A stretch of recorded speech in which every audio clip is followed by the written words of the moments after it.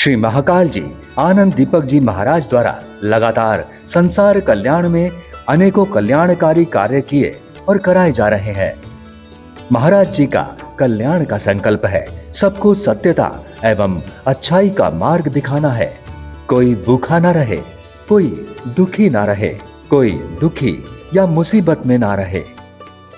यज्ञ, महायज्ञ, कथा प्रवचन के साथ निशुल्क कवच, कलश, रुद्राक्ष, भस्म प्रसाद समेत प्रसाद स्वरूप में वस्त्र एवं निर्धन असहाय विद्यार्थियों में पठन पाठन की सामग्री वितरण किए जाते हैं। आप महाराज श्री के इस कल्याणकारी अभियान से जुड़कर जीवन को सार्थक कर सकते हैं। महाराज जी द्वारा नकारात्मक शक्ति, प्राकृतिक आपदा से बचाव में भी दैवीय यज्ञ, महायज्ञ अनुष्ठान एवं जीवन के दुखों से निजात के लिए हवन, यज्ञ, अनुष्ठान कराए जाते हैं। महाराज श्री से संपर्क करने हेतु 9934811755 9471204794। सहयोग के लिए फोन पे एवं गूगल पे नंबर 9934811755 पर सहयोग राशि भेज सकते हैं। आइए अब आपको दिखाते हैं इस कार्य। जब आप अपने चरित्र को अच्छा बनाएंगे तो प्रभु का कृपा आपको अवश्य प्राप्त हो जाएगा और आपका जयकारा लग जाएगा, जय जय हो जाएगा आपका। कंस भयभीत हो गया और वो अपनी बहन के पास पहुंचा और कहा, देवकी, सुने हैं कि तुम्हारा 8वां पुत्र हमें मार डालेगा। देवकी बोली, ना भैया ना, ऐसा किसने कहा है आपको? आपको कोई गलतफहमी हो गया है। नहीं, यह बिल्कुल सत्य है, मुझे पता चला है। और देवकी और उनके पति को कंस ने क्या किया? बंदी बना लिया और कारागार में डाल दिया। अब देखिए, देवकी और उनके पति दोनों जो हैं प्रतिदिन दुखी रहने लगी, रोने लगी, बिलखने लगी। देवकी और उनके पति को प्रभु ने वरदान दिया था कि मैं तुम्हारे गर्भ से जन्म लूंगा और मैं तुम्हें तुम्हारा पुत्र बन के आऊंगा और तुम्हारा कल्याण करूंगा। देखिए, इस यज्ञ को संचालन करने के लिए हमारे चंदन प्रेस वाले श्री चंदन जी ने 1 टीन सरसों तेल दान स्वरूप में प्रदान किया है। इनके नाम का जयकारा हो जाए। बोलिए जय जय जय जय, चंदन जी का सदा जय जय हो। चंदन जी, चंदन प्रेस वाले इस यज्ञ को विधिवत संचालित रखने के लिए और सभी कलशों पर दिया विधिवत जलता रहे, इसलिए उन्होंने क्या किया है, अपनी तरफ से 1 टीन सरसों तेल इन्होंने दान स्वरूप में प्रदान किया है। इनका सदा जय जय हो। प्रभु का जो भक्ति करता है उसकी भक्ति व्यर्थ नहीं जाता। भक्ति में बहुत कृपा है और आप भक्ति करते रहिए, आपको जो है कहीं कोई कमी नहीं रहेंगे। उसके बाद आपको बता दे रहे हैं कंस ने क्या किया। अपने बहन को और अपने बहनोई को बंदी बना लिया। धीरे धीरे पुत्रियां जन्म लिए। कंस उसको मारता गया, काफी निर्दयी होकर के, काफी दुष्टता के साथ मारता गया। पटक पटक के मारता था अपने ही बहन के संतानों को। छी, कितनी शर्म की बात है। कंस जैसा अभागा कौन होगा जो इस तरह का कुकृत कर रहा था। इसलिए आप सबों से मैं आग्रह करता हूँ, अनुरोध करता हूँ कि दुराचारियों की संगति कभी नहीं करना है। समाज में दुराचारी प्रवृत्ति के भी लोग होते ही हैं, इक्के दुक्के, उन लोगों के चक्करों में नहीं पड़ना है, अन्यथा दुर्गति ही दुर्गति है। उसके बाद धीरे धीरे समय बीतता गया और देवकी के गर्भ से एक दिव्य कन्या जन्म ली। उसको भी वो पटकने गया था, लेकिन वो प्रकट होके बोली कि हे दुष्ट कंस, तू किसको मार रहा है? तुझे शायद पता नहीं कि अब तेरा अंत नजदीक आ गया है। उसका नाम अष्टभुजा है। पृथ्वी लोक पर विंध्याचल एक जगह है बनारसी से आगे, और वहीं पर उनका स्थान है महाकाली। उसके बाद अष्टभुजा दुर्गा उनका नाम है, विंध्यवासिनी के पास। उनको कृष्ण की बहन के रूप में पूजा जाता है। इसी पृथ्वी पर है वो। मुझे जाने का वहां सौभाग्य प्राप्त हुआ था, और संजोग से कई लोग वहां गए थे, पूजा अर्चना भी वहां किए थे। तो जीवन में जो भक्ति करते हैं उसको भगवान अपने पास अवश्य बुला लेते हैं। समय के साथ साथ भगवान का जन्म रात्रि में हुआ, और अचानक सारा का सारा ताला टूट गया, और देवकी के पति वासुदेव जी का जो हाथों में हथकड़ी लगा था वो भी खुल गया, और रातों रात आकाशवाणी हुआ। सुनिए, आप इस बच्चे को लेकर अभी इसी वक्त अपने मित्र के पास चले जाइए, गोकुल नंद जी के पास। वहीं इनका लालन और पालन होगा। जाइए, चले जाइए, देर मत कीजिए, जाइए। सभी प्रहरी सो गए, और उसी समय तत्क्षण आपको बता दे रहे हैं, देवकी के पति यानी कि कंस के बहनोई क्या किए, माथे पर एक टोकरी में लेकर प्रभु को बाल अवस्था में चल दिए। रास्ते में जीव जंतु प्रभु का पांव पखार रहे थे। आ गए गिरधर प्यारे, आ गए गिरधर प्यारे, हर ले दुख तू हमारे। आ गए गिरधर प्यारे, बहते गए आंसू के धारा। मैं था बेसहारा,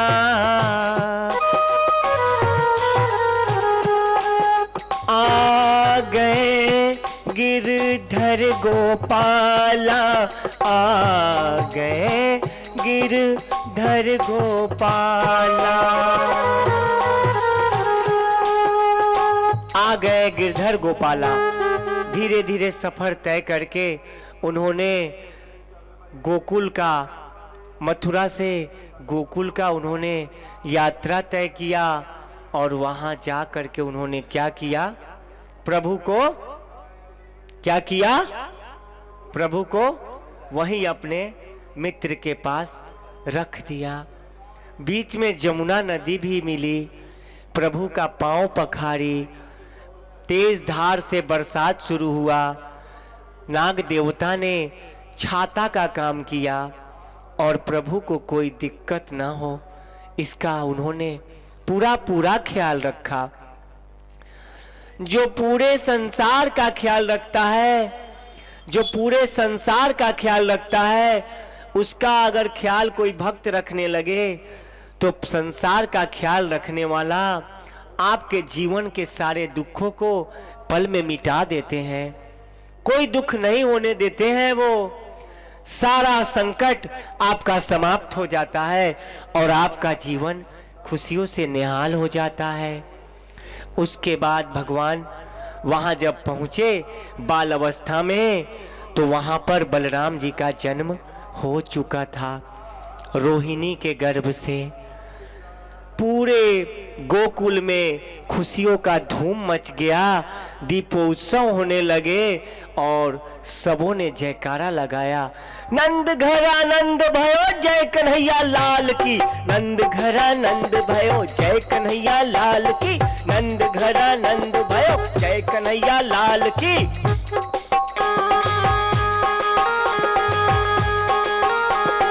नंद घरा नंद भयो जय कन्हैया लाल की, नंद घरा नंद भयो जय कन्हैया लाल की, नंद घरा नंद भयो जय कन्हैया लाल की, नंद घरा नंद भयो जय कन्हैया लाल की। नंद के घर में पुत्र आ गया, वो भी भगवान प्रभु गिरधर नारायणा श्री हरि। उसके बाद गोकुल में खुशियां मनाए गए। धीरे धीरे समय बीतता गया और कंस को पता चला कि वहां एक अद्भुत बच्चा है। उसके बाद कंस ने क्या किया, अपने अत्याचार के ही एक स्वरूप में पूतना नामक एक दैत्यनी को भेजा, जो अपने स्तन में दूध में विष मिला करके वो वहां पहुंची थी। और एक महिला बन के वो दैत्यनी गई और प्रभु को पालने से उठा ली। जरा सोचिए, माता बन के गई थी। आपके घरों में जब बच्चे जन्म लेते हैं तो आप अपने बच्चों का कितना लालन पालन करते हैं, उनको कोई दिक्कत नहीं हो, उनको कैसे दूध पिलाया जाए, कहीं कोई परेशानी नहीं हो, इसका पूरा ख्याल रखते हैं। और ठीक पूतना ने क्या किया, प्रभु को मारने का प्लानिंग करके, प्रभु को मारने की योजना बनाकर कंस के कहने पर गोकुल के लिए रवाना हो गई और प्रभु को अपने गोद में मौका देख करके बैठा ली। देखिए, यहां सबक लेने की जरूरत है। आपके आसपास में भी पूतना जैसी महिलाएं होती हैं। आपको भी अपने बच्चों का पूरा ख्याल रखना पड़ता है और रखना भी चाहिए, क्योंकि आपका बच्चा अनमोल है। उसको कोई दिक्कत नहीं हो, कोई पूतना बन के उसको जहरीला दूध न दे दे या उसका अपहरण न कर ले, इसका ख्याल आपको रखना पड़ता है। इसलिए अपने अपने बच्चों का ख्याल आप जितना हो सके उतना रखें और विष वाला दूध ना पिलाएं, उसे अच्छा दूध पिलाएं ताकि उसका ग्रोथ अच्छा हो, हड्डियां मजबूत हो। मिलावटी दूध ना पिलाएं। कोशिश करें अपने बच्चों को अपना दूध पिलाने का, वो डब्बे वाला दूध ना पिलाएं। कुछ महिलाएं क्या करती हैं, फैशन में चूर हो जाती है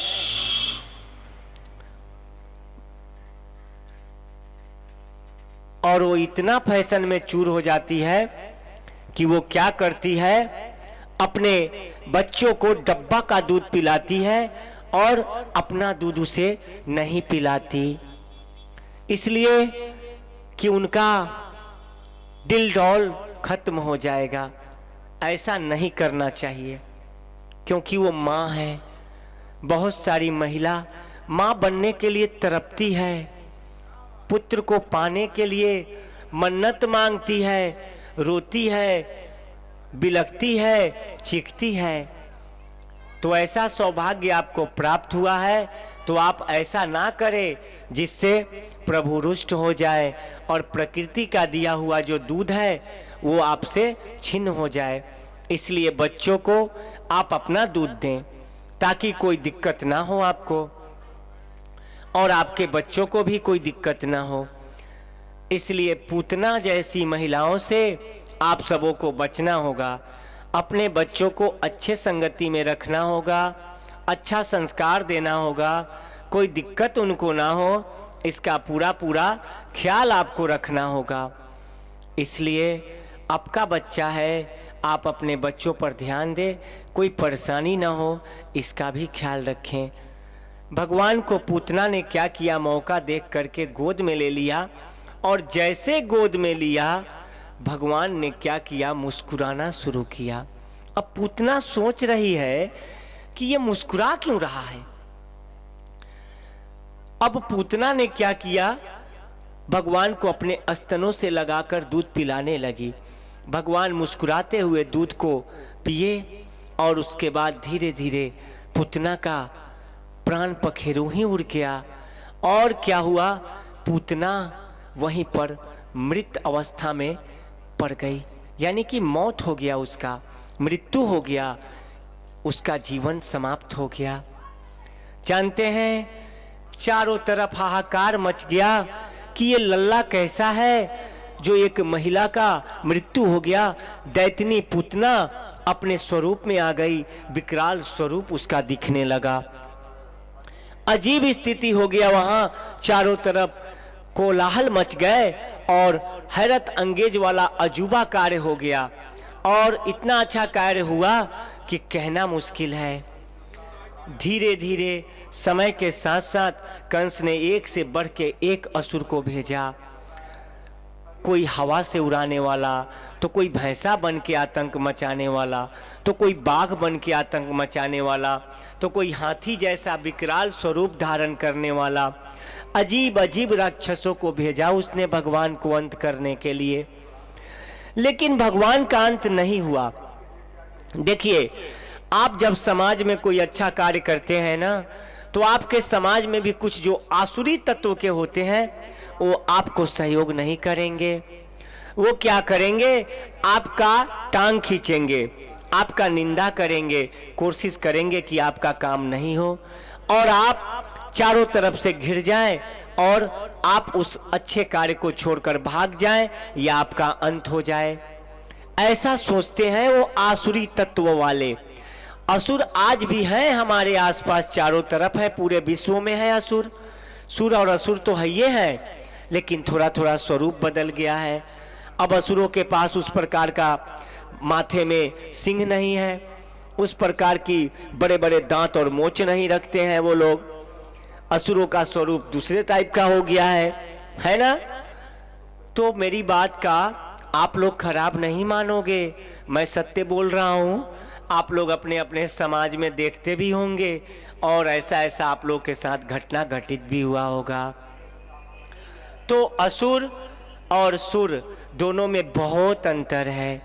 उसके बाद समय के साथ साथ कंस के एक से बढ़े एक राक्षसों का भगवान ने अंत किया और उसके बाद भगवान ने बाल अवस्था में ही खेल खेल में अपने गेंद को क्या किया? जमुना नदी में फेंक दिया।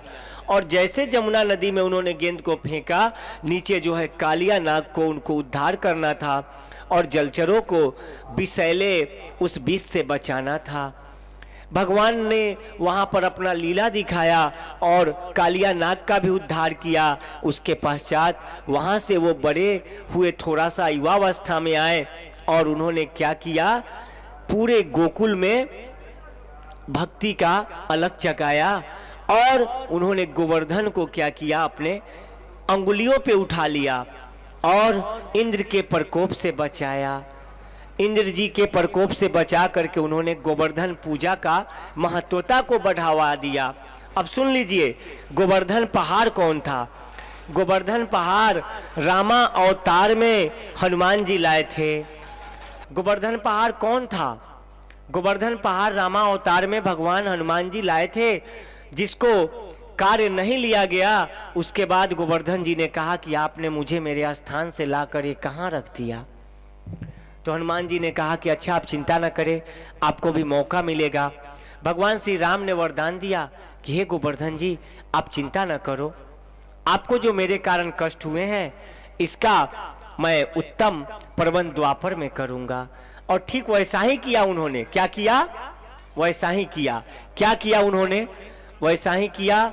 और प्रभु ने क्या किया?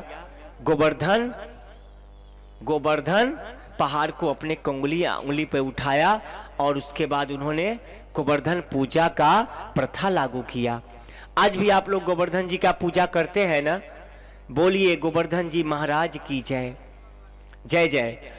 आगे जो है कथा आगे बढ़ते रहेंगे। उसके बाद अक्रूर जी को कंस ने भेजा कि जाओ जाकर बुला लाओ। भगवान श्री कृष्ण को गोकुल से मथुरा लाने के लिए अक्रूर जी आए और समय के साथ साथ वो क्या किए? उनको वहाँ से यशोदा जी के पास से और नंदलाल जी के पास से ले करके गए। बीच में राधा जी का जो है सो लीला होता है। राधा जी स्वयं शिव के अवतारी थे और प्रभु ने क्या किया था? अवतार लिया था सिर्फ इसलिए चूंकि पृथ्वी पर भगवान श्री कृष्ण के साथ वो लीला कर सके। बहुत बड़ी कथा है ये। और उसके बाद राधा जी और भगवान का लीला चलता है। राधा जी रास्ते में ही भगवान को छोड़ती हैं, रोते बिलखते, ना जा रे ना जा, ना जाओ मेरे कन्हैया, ना जाओ मेरे कन्हैया, तेरे बिना मैं रह न पाऊं। ना जा रे मेरे कन्हैया, तेरे बिना मैं रह न पाऊं। मेरे गिरधर गोपाला,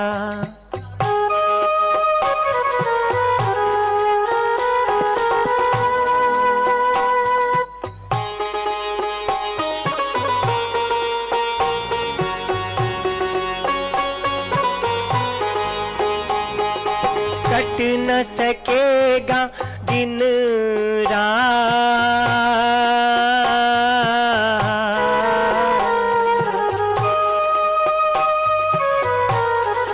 तेरे बिना हो जाएगा ये जग ये वीरान।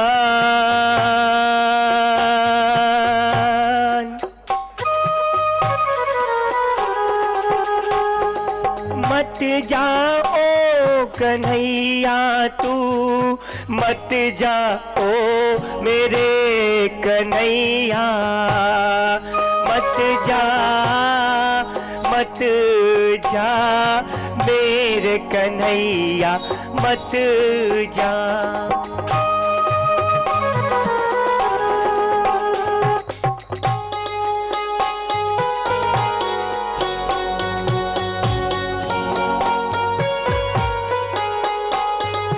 कौन सुनाए गावो धुन बांसुरी का प्यारा, तेरे बिन जीवन है अधूरा।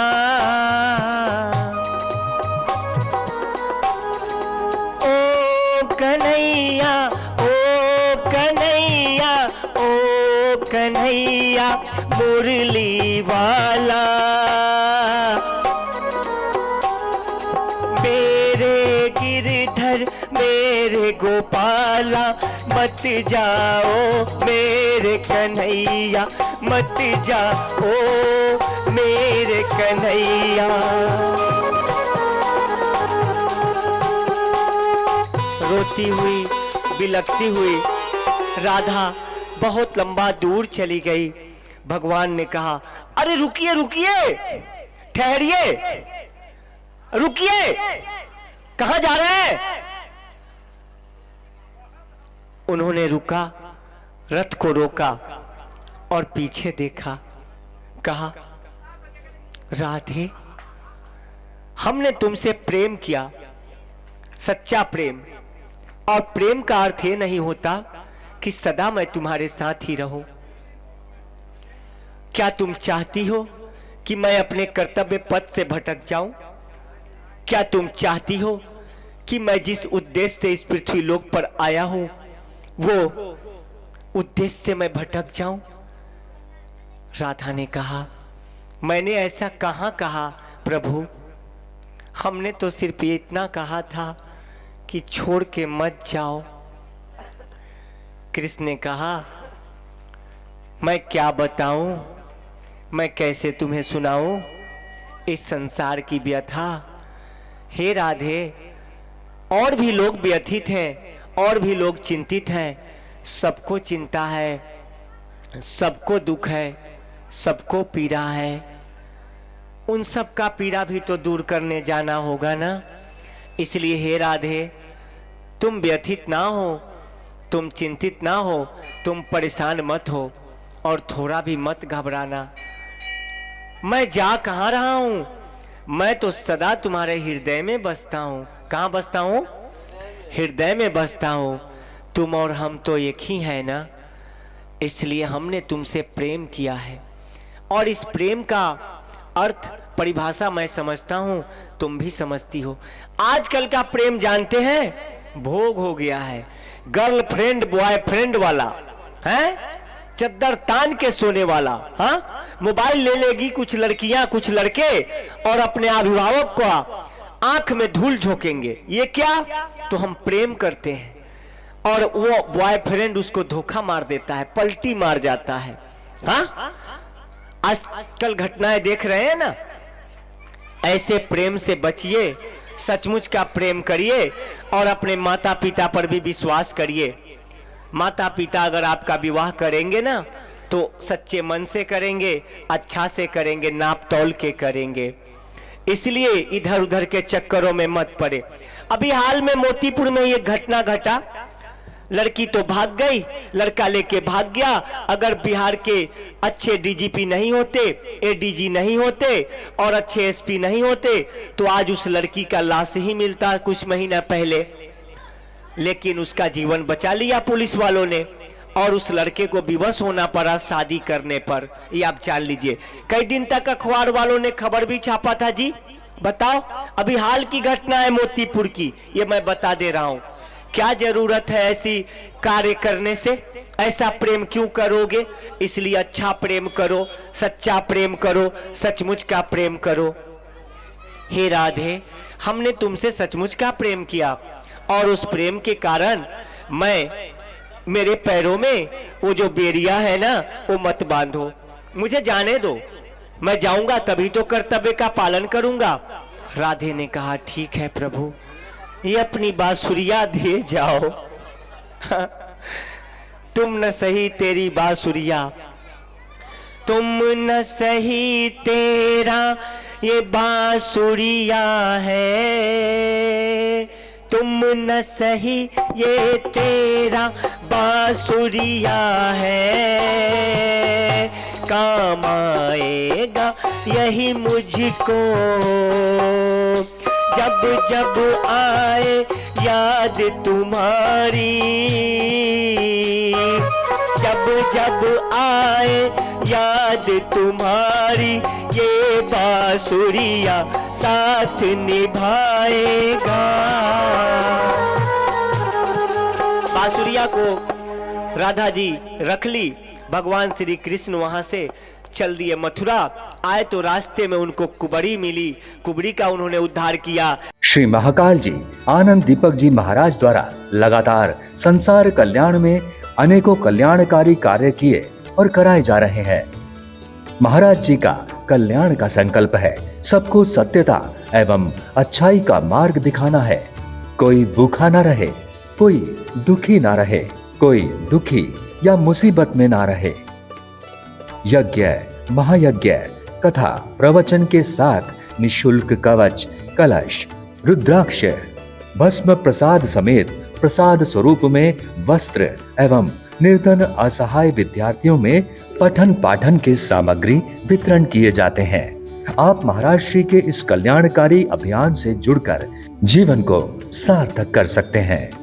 महाराज जी द्वारा नकारात्मक शक्ति, प्राकृतिक आपदा से बचाव में भी दैवीय यज्ञ, महायज्ञ अनुष्ठान एवं जीवन के दुखों से निजात के लिए हवन, यज्ञ, अनुष्ठान कराए जाते हैं। महाराज श्री से संपर्क करने हेतु 9934811755 9471204794।